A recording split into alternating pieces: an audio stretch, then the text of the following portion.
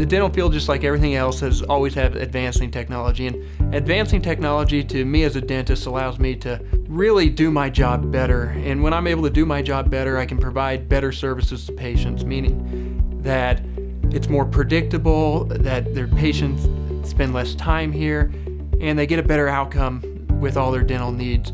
Some of the technology that we have here in this office is the CEREC scan. The CEREC scan is so helpful for me as a dentist because I no longer have to deal with goopy impressions. Patients don't have to gag on.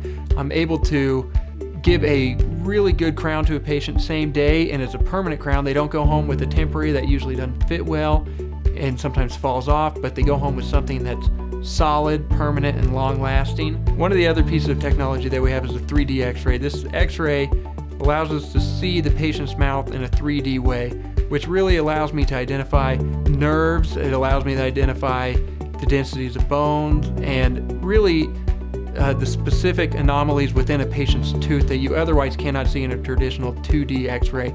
So if needs be, if a patient needs an implant, I'm able to see how wide the bone is, how tall the bone is, where all the important anatomical landmarks are.